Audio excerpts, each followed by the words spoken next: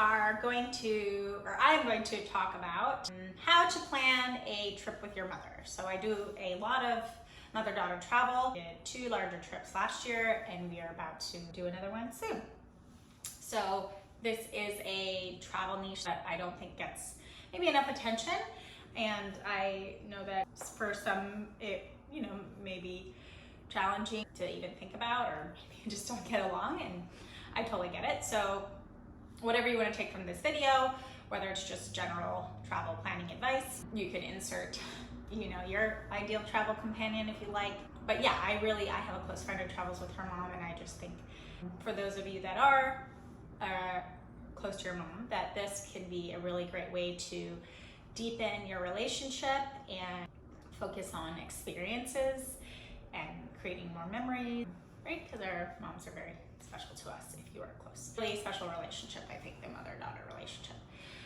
So I wanted to go into a few things. I think it's about 3 or 4 aspects of planning this trip that I would like you to consider, that I invite you to consider.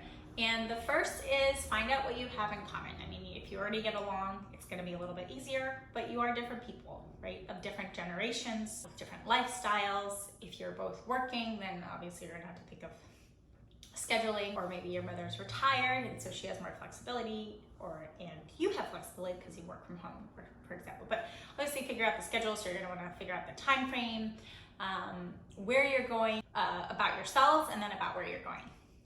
So if you are like a very active person, you work out like several times a week, do yoga, etc. But then your mother might be more into like lighter weight exercise activities, like implementing it into her daily life, walking or bicycling. So then maybe like city travel might be a little bit better, city with some light activities like hills, and so you can get a bit of exercise, but you're not gonna overexert yourself, and you don't have to like pack anything specifically for that. You just have like good walking shoes. And a city trip might be great, and you can see the architecture or whatever it is you're interested in, museums, or if you bond over food, then it's restaurants, right? So find out what the two of you both enjoy together, and even maybe something that can stretch the other a little bit, because maybe there's something you really enjoy and maybe your mother doesn't enjoy so much, but she's open to it, right? Because you're co-creating this experience together. And the next thing would be to do your homework, right? Do you need a visa? If you are going out of the country, passports, are they up to date? Are there any vaccination? There's a lot when it comes to international travel to think about. Duration of your travel. Do you both enjoy traveling, flying? If not, right, how will you take those considerations into mind? So that's doing your homework. So that was like the second point. So it was find out, right, what you both enjoy, and then do your homework. And then the third would be to book your flights and accommodations as soon as possible. This is what I tend to do. I like to have, and I recommend this, is maybe don't pack your itinerary so much, because you will need rest. We sometimes get over eager and maybe we over plan, but you want to allow windows for both of you to rest and take care of yourselves, or maybe even spend time alone a little bit, like little windows of time. If one of you is more of an early riser, then they get their time before the other wakes up, for example.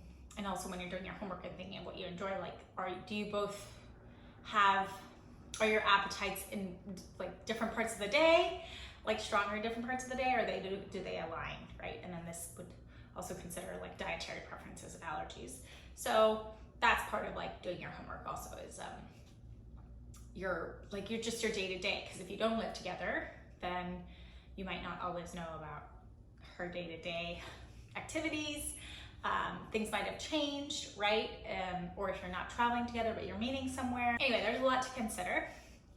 And so book the flight and accommodations as much as possible, because I think it will reduce a lot of stress on both parts.